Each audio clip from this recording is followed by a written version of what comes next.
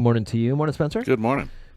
Yesterday, just as we were wrapping up the show, it seemed like we started to see the alerts on the wire that the cathedral there at Notre Dame in Paris was on fire, and we assumed just perhaps a fire. Yeah, like a minor thing. Not I didn't think we'd see what we saw. Turned out to be. We have on the air with us Central Mason Fire and EMS Deputy Chief Mike Patti. Good morning, sir. Good morning, guys. Good morning. Just had a little chat about what you saw yesterday and some of the notes that you may be more focused on than the average listener, perhaps, on this fire. With it's been there for 800 years or something, since the 1200s, and we were looking at some of the notes on the oak and how long it's been there and when it would have had to have been planted to get to where we were at. First, what are some of your takeaways from yesterday's fire? You mentioned some of the low numbers of injuries. That's correct. Like you, I heard that there was a fire in Notre Dame, and just kind of perked me up, kept an ear to the TV and radio that the guys had going out in the living quarters, and how fast it grew. How fast it grew. I mean, a building and structure that old obviously doesn't have any fire protection. Yeah. And it's under construction. It's under a large renovation. So when I went out and watched the television and saw the scope and the magnitude of the fire, it really caught my attention. It's a heavy impact to the world, the Christian community, and certainly to the Catholic community. What's amazing is that they had 400 to 500 firefighters responding to this fire over a 12-hour duration, and only one firefighter was, what they're saying was slightly injured, and 2 law enforcement officers. That's tremendous in this day and age. One of the things that I didn't realize was this was on an island in the river there, so that, of course, has its own difficulties to get fire suppression across the water onto that island there. And then the streets in Paris, that city's been around for hundreds, thousands, years, whatever, and so they're a lot smaller than the streets we're used to. Right. We're used to seeing fire trucks that need to go out on a call, and they're big, long rigs. Thinking of your new hook and ladder truck, and those kind of vehicles, they can't even drive around those types of towns. Well, and you see in the European countries that the fire apparatus are smaller. They're narrower and smaller, and they're built for those kind of roads. And I'm sure that they adapt to the environment that they're working in. Certainly, they bring a lot more rigs and a lot more people to those kinds of fires, and they adapt to the being able to bring the water supplies that they need to bring, being able to pull water out of the the fresh water supplies or the salt water supplies that's available to them. Yeah.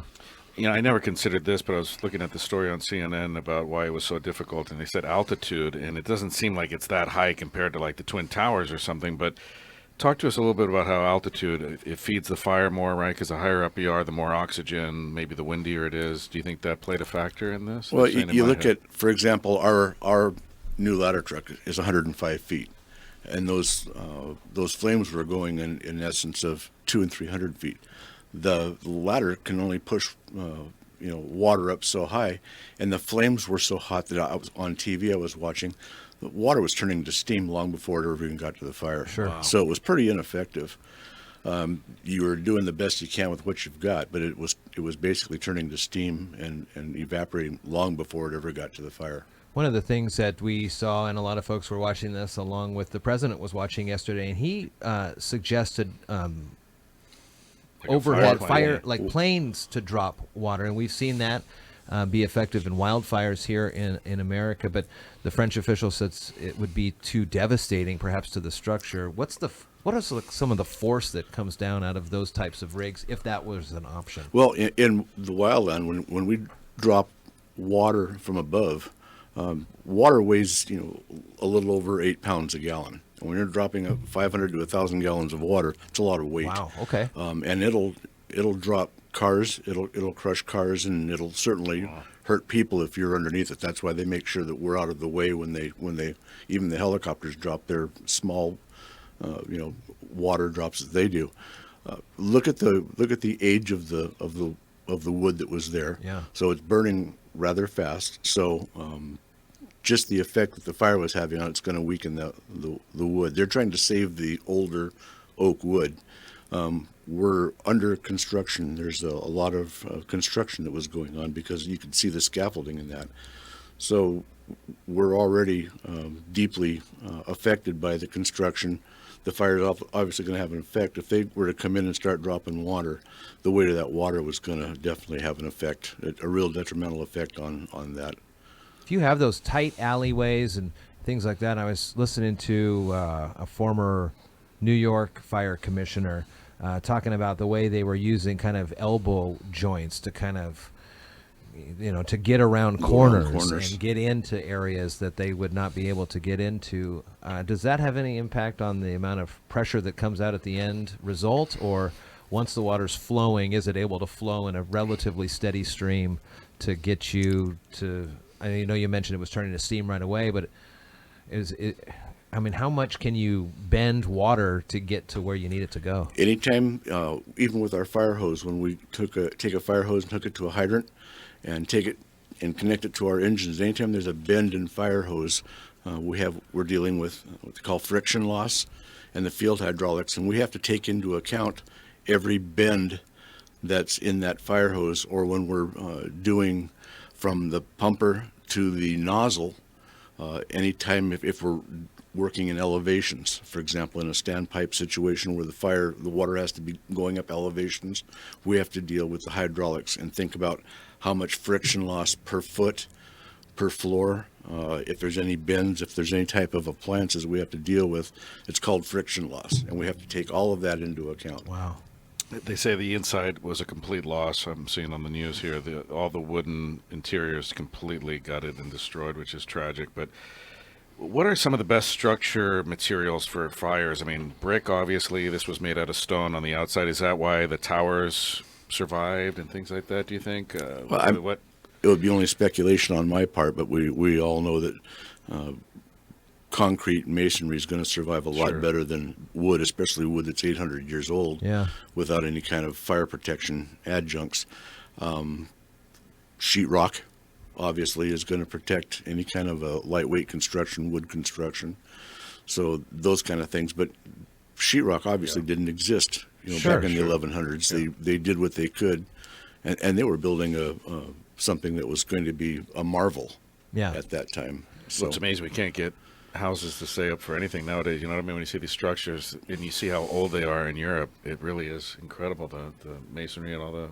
And they did it without the hand tools and the power tools that we have today available. It's amazing. You mentioned oak a couple times now.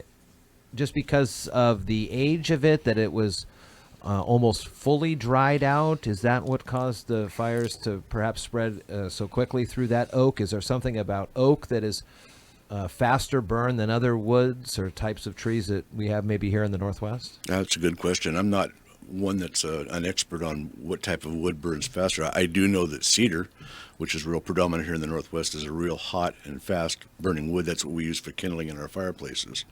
But as far as oak, your guess is as good as mine. It's something that probably have to look up. Would making these older buildings, I know it's not practical because so many buildings are this old, but this was really a monument in the whole world, really. I mean, everybody recognized this cathedral, whether you were Catholic or Christian or not. I mean, it was an iconic building. But is it too cost ineffective to protect these buildings better against fires? Like, I mean, I don't know, sprinklers or something. I mean, is it just, would it change the aesthetic of these buildings? Is that why after all these centuries they haven't really modernized any of the fire suppression within these buildings? Is it not practical? I mean, would any of that have helped?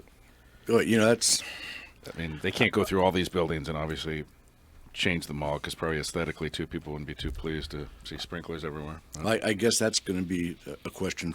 I'm a pro sprinkler guy. If it was up to me, we would sprinkler doghouses. I mean, I'm just very pro fire sprinkler. I think, this is a Mike Patti opinion, not necessarily that of management, that you can put a sprinkler, you can go in and retrofit a sprinkler system into anything and not have it affect the aesthetics of a building.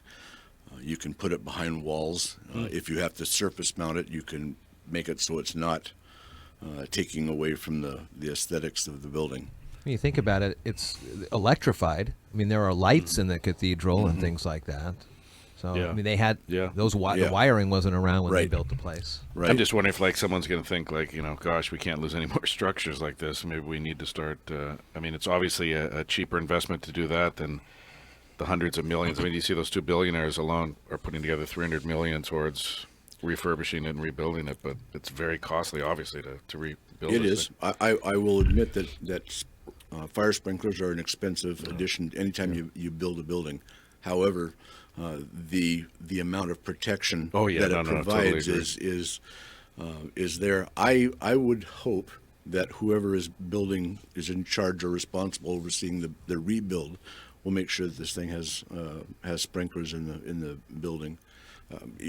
I don't think people will allow this to happen again. Yeah.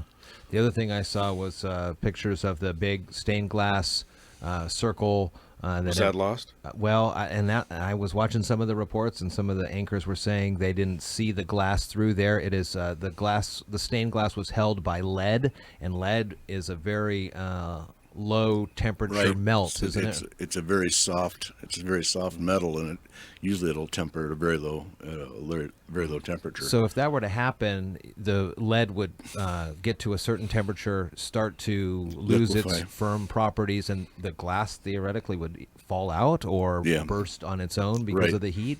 Yeah, correct. I don't know if it survived. I do know they saved the Grand Organ. Mm-hmm. Wow. So that's there are some things in the news articles that make reference to the things that they have saved in Notre Dame, and I'm thankful for that. But I'm also very sad that what they've lost. Yeah. It'll be interesting how they rebuild the roof, I think, because that was like the oldest part of the structure, the wood of the beams of the roof. But now that that's completely gone, when they rebuild this, it'll be interesting to see. Obviously, it'll be more fire resistant, I would think. I'm thinking so, and that's where the investigators are looking at where the fire started is in the attic area. Mm-hmm. They're not looking at an arson at this point. They're looking at it being an accidental fire due to the construction. So that's a relief to those of us in the fire investigation field. Yeah. Because the first thing we thought of was, all right, it's a terrorist act. That's what I thought too, to be honest with you. It's Holy Week, Yeah. and it would be a prime time for terrorism. But we were very relieved when they said it was an accidental, or they were leaning toward an accidental fire due to the construction in the attic area. You mentioned the piano or the organ that was saved. I think the crown of thorns was also Correct. not either in there or was taken out in time. I feel like I heard in one report that when crews showed up to the scene, they could have saved everything within 2 hours if they had decided early on that this would have been a complete loss, and then they need to move to a recover or a saving phase. Where do those determinations come in? How how does the main lead chief on scene make that determination to say, all right, now we need to either go in and try to save things because we're not going to be able to put this fire out, or at what point do those types of conversations happen? Well, certainly, I'm not going to try to armchair quarterback the initial incident commander. But initially, he's going to look at the size and scope of the fire, what he sees or what his crews see on the arrival, and determine, okay, we're going to take an offensive stance or a defensive stance. And if they get inside and find that there's more fire, or go around a corner, perhaps, or a different vantage point, and see that there's more fire than what they originally had viewed. And then they have to make a decision if they're going to remain offensive or go to a defensive stance. And then they decide, okay, we're going to have to go to a salvage operation and try to start removing the things that we can remove. Sure. But I don't know at what point that decision was made. Right. Central Mason Fire and EMS Deputy Chief Mike Patti, thanks for coming on, getting my note early this morning and making some time with us. Oh, I appreciate that's great. I appreciate the call. We'll get you back in to talk about some of the things that Central Mason has been up to lately. Okay. New EMS on the way and things like that. Okay. For sure. Thank Thanks you a lot, so you much. guys. Thank Have you. a great day.